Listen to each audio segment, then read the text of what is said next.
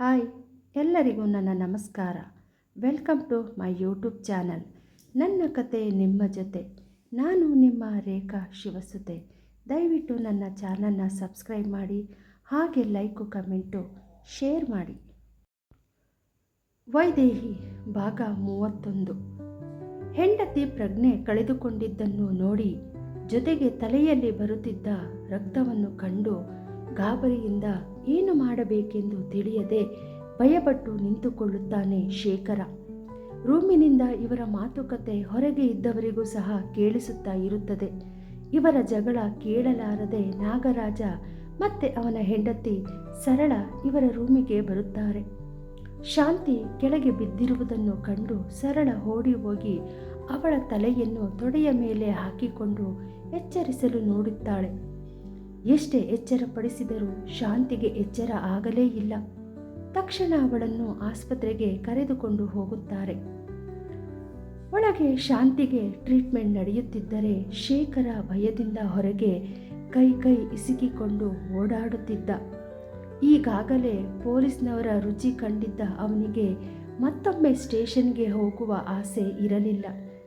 ಒಂದು ವೇಳೆ ಶಾಂತಿ ತನ್ನ ಮೇಲೆ ಕಂಪ್ಲೇಂಟ್ ಕೊಟ್ಟು ಬಿಟ್ಟರೆ ಒಂದೇ ದಿನಕ್ಕೆ ಆ ಪೊಲೀಸ್ನವರ ಸಹವಾಸ ಸಾಕಾಗಿ ಹೋಗಿತ್ತು.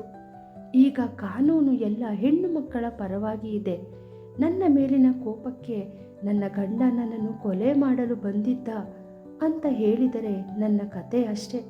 ವರ್ಷಾನುಗಟ್ಟಲೆ ಜೈಲುವಾಸ ಅನುಭವಿಸಬೇಕು ಅಂತ ಯೋಚಿಸುತ್ತಿರುವಾಗಲೇ ಶಾಂತಿಗೆ ಟ್ರೀಟ್ ಮಾಡುತ್ತಿದ್ದ ಡಾಕ್ಟರ್ ಹೊರಗೆ ಬರುತ್ತಾರೆ. ನೋಡಿ, ಇದು ಅಟೆಂಪ್ಟ್ ಟು ಮರ್ಡರ್ ಥರ ಕಾಣಿಸ್ತಾ ಇದೆ. ನಾವು ಪೇಷಂಟ್ನ ಜೀವನದ ದೃಷ್ಟಿಯಿಂದ ಟ್ರೀಟ್ ಮಾಡಿದ್ದು. ಇದು ಪೊಲೀಸ್ ಕೇಸ್. ನಾವು ಇವರಿಗೆ ಇನ್ಫಾರ್ಮ್ ಮಾಡ್ತಿದ್ದೀವಿ. ಇನ್ನೇನು ಅವರು ಬರ್ತಾರೆ. ಪೇಷಂಟ್ ಹತ್ತಿರ ಏನು ನಡೆದಿತ್ತು ಅಂತ ಹೇಳಿಕೆ ತಗೊಂಡು ಹೋಗ್ತಾರೆ. ಅಲ್ಲಿಯ ತನಕ ನೀವೆಲ್ಲ ಇಲ್ಲೇ ಇರಿ ಅಂತ ಹೇಳಿ ಡಾಕ್ಟರ್ ಹೊರಟು ಹೋಗುತ್ತಾರೆ. ಪೊಲೀಸ್ ಬಂದವರೇ ಡೈರೆಕ್ಟ್ ಶಾಂತಿ ಇರುವ ವಾರ್ಡಿಗೆ ಹೋಗುತ್ತಾರೆ. ನೋಡಮ್ಮ, ನೀವು ಯಾರಿಗೂ ಹೆದರ್ಕೊಳ್ಳೋ ಅವಶ್ಯಕತೆ ಇಲ್ಲ. ನೀವು ಧೈರ್ಯವಾಗಿ ಹೇಳಿ, ನಿಮಗೆ ಈ ಥರ ಹೇಗಾಯಿತು ಎಂದು ಗಂಭೀರ ಧ್ವನಿಯಲ್ಲಿ ಪ್ರಶ್ನಿಸುತ್ತಾರೆ ಪೊಲೀಸ್. ಆಗ ಶಾಂತಿ, ಸರ್, ಮನೆಯಲ್ಲಿ ನನಗೂ ನನ್ನ ಗಂಡನಿಗೂ ಸ್ವಲ್ಪ ಗಲಾಟೆ ಆಯಿತು. ಅವರು ಕೋಪದಿಂದ ನನ್ನನ್ನು ತಳ್ಳಿಬಿಟ್ರು. ಆಗ ಅಲ್ಲೇ ಇದ್ದ ಟೇಬಲ್ಗೆ ನನ್ನ ತಲೆ ಹೊಡೆದು ಬಿದ್ದು ಬಿಟ್ಟೆ. ಆ ಸಮಯದಲ್ಲಿ ನನಗೆ ಪ್ರಜ್ಞೆ ಹೊರಟಾಯಿತು ಸರ್ ಎನ್ನುತ್ತಾಳೆ ಶಾಂತಿ. ನಿಮ್ಮ ಮನೆಯಲ್ಲಿ ಗಂಡ ಹೆಂಡತಿ ಜಗಳ ದಿನ ಇರುತ್ತಾ? ನಿಮ್ಮ ಗಂಡ ಇದೇ ರೀತಿ ಹೊಡೆದು ಬಡಿದು ಮಾಡ್ತಾನಾ ಎಂದು ಪೊಲೀಸ್ನವರು ಶಾಂತಿಯನ್ನು ಪ್ರಶ್ನೆ ಮಾಡುತ್ತಾರೆ. ಹೌದು ಸರ್, ಅವರ ಮಾತಿಗೆ ನಾನೇನಾದರೂ ಎದುರು ಮಾತಾಡಿದರೆ ಇದೇ ರೀತಿ ದನಕ್ಕೆ ಬಡ್ದಂಗೆ ಹೊಡಿತಾರೆ. ನನ್ನ ಮಗನಿಗೆ 4 ಬುದ್ಧಿ ಮಾತು ಕೂಡ ಹೇಳೋ ಸ್ವಾತಂತ್ರ್ಯ ನನಗೆ ಇಲ್ಲ ಅಂತ ಅಳುತ್ತಾ ಹೇಳುತ್ತಾಳೆ ಶಾಂತಿ. ಆಗ ಇನ್ಸ್ಪೆಕ್ಟರ್, ರೀ PC, ಅವರ ಹೇಳಿಕೆ ಎಲ್ಲ ಬರ್ಕೊಂಡ್ರಾ ಎಂದರು. ಹೌದು ಸರ್, ಎಲ್ಲ ಬರ್ಕೊಂಡಿದ್ದೀನಿ ಅಂತ ಹೆಡ್ ಕಾನ್ಸ್ಟೇಬಲ್ ಹೇಳುತ್ತಾರೆ.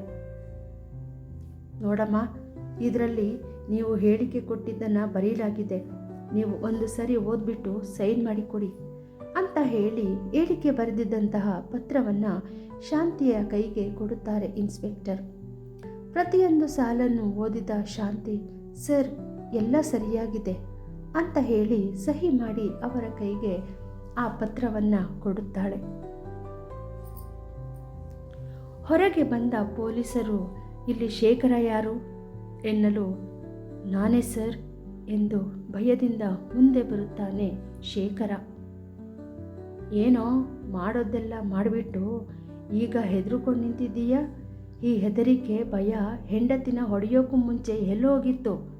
ಹೆಂಡತಿ ಅಂದರೆ ನಿನ್ನ ಸರ್ವೆಂಟ್ ಅಂತ ಅಂದ್ಕೊಂಡ್ಬಿಟ್ಟಿದ್ದೀಯಾ? ನಡೆಯೋ ಸ್ಟೇಷನ್ಗೆ ಅಂತ ಹೇಳಿ ಎಳೆದುಕೊಂಡು ಹೋಗುತ್ತಾರೆ. ಪೊಲೀಸರು ಶೇಖರನನ್ನು ಎಳೆದುಕೊಂಡು ಹೋಗಿ ಕೋರ್ಟಿನಲ್ಲಿ ನಿಲ್ಲಿಸಿದಾಗ ಶಾಂತಿ, ನನ್ನ ಗಂಡ ನನ್ನ ಮೇಲೆ ಸಾಯುವಂತೆ ಹಲ್ಲೆ ಮಾಡಿದ್ದಾನೆ ಎಂದು ಮತ್ತೊಮ್ಮೆ ಜಡ್ಜ್ ಮುಂದೆ ಹೇಳಿಕೆ ಕೊಡುತ್ತಾಳೆ. ಪ್ರತಿಯೊಂದು ವಾದಗಳನ್ನು ಕೇಳಿದ್ದ ಜಡ್ಜ್ ಸಾಹೇಬರು ಅವನಿಗೆ ಹೆಂಡತಿಯ ಮೇಲೆ ಸಾಯುವಂತೆ ಹಲ್ಲೆ ಮಾಡಿದ್ದಕ್ಕಾಗಿ 5 ವರ್ಷಗಳ ಕಾಲ ಕಠಿಣ ಶಿಕ್ಷೆಯನ್ನು ವಿಧಿಸುತ್ತಾರೆ. ಪೊಲೀಸರು ಬಂದು ಶೇಖರನ ಕೈಗೆ ಕೋಳ ಹಾಕಿ ಎಳೆದುಕೊಂಡು ಹೋಗಬೇಕಾದರೆ, ಸಾಹೇಬ್ರೆ ದಯವಿಟ್ಟು ನನ್ನ ಕ್ಷಮಿಸಿಬಿಡಿ, ನಾನು ಈ ಥರ ತಪ್ಪು ಇನ್ಯಾವತ್ತೂ ಮಾಡೋದಿಲ್ಲ ಅಂತ ಕೋರ್ಟಿನ ಆವರಣದಲ್ಲಿ ಕಿರಿಚಿಕೊಳ್ಳುತ್ತಾನೆ. ಶೇಖರ ಕಿರಿಚಿಕೊಳ್ಳುವುದನ್ನು ನೋಡಿ ಅವನ ಹತ್ತಿರ ಬಂದ ನಾಗರಾಜ, ಏ ಶೇಖರ ಏನಾಯಿತು ನಿನಗೆ? ಯಾಕೋ ಈ ಥರ ಕಿರ್ಚ್ಕೋತಾ ಇದ್ದೀಯಾ ಎಂದು ಕೇಳುತ್ತಾನೆ.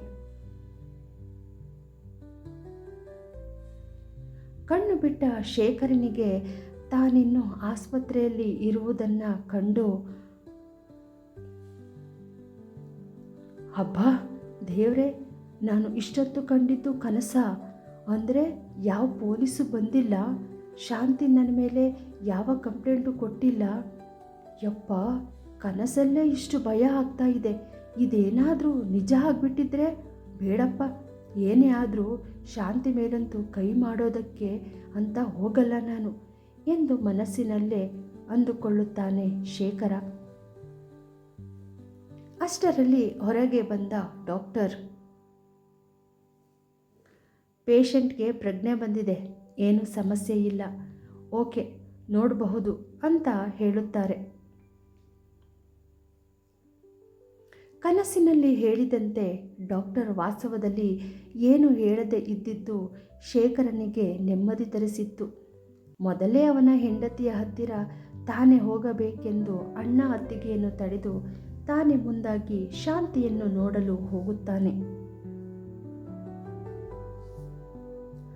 ಅವಳನ್ನು ನೋಡುತ್ತಿದ್ದಂತೆ ಅವಳ ಕೈಯನ್ನು ತನ್ನ ಕೈಗೆ ತೆಗೆದುಕೊಂಡು, ದಯವಿಟ್ಟು ಕ್ಷಮಿಸಿಬಿಡು ಶಾಂತಿ, ಇನ್ಯಾವತ್ತೂ ಈ ಥರ ಮಾಡೋದಿಲ್ಲ ಎನ್ನುತ್ತಾನೆ.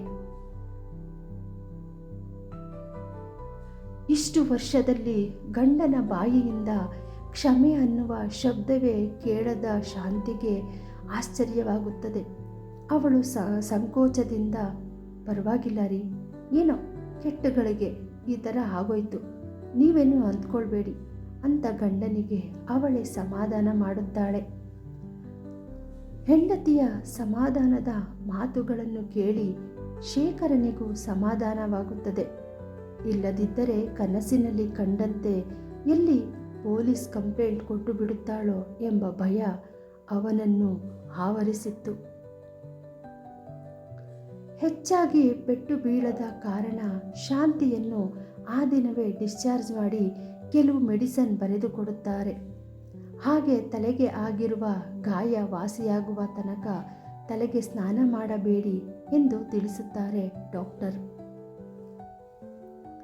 ಕತೆ ಮುಂದುವರಿಯುತ್ತದೆ. ಕತೆಯನ್ನು ಕೇಳಿದ ನಂತರ ನಿಮ್ಮ ಅಭಿಪ್ರಾಯವನ್ನು ಕಮೆಂಟ್ ಮೂಲಕ ತಿಳಿಸಿ. ಕತೆ ನಿಮಗೆ ಇಷ್ಟವಾಗಿದ್ದರೆ ದಯವಿಟ್ಟು ನನ್ನ ಚಾನಲ್ನ ಸಬ್ಸ್ಕ್ರೈಬ್ ಮಾಡಿ, ಹಾಗೆ ಲೈಕು ಕಮೆಂಟು ಶೇರ್ ಮಾಡಿ. ನಿಮ್ಮ ಪ್ರೋತ್ಸಾಹದ ನಿರೀಕ್ಷೆಯಲ್ಲಿ ಧನ್ಯವಾದಗಳು.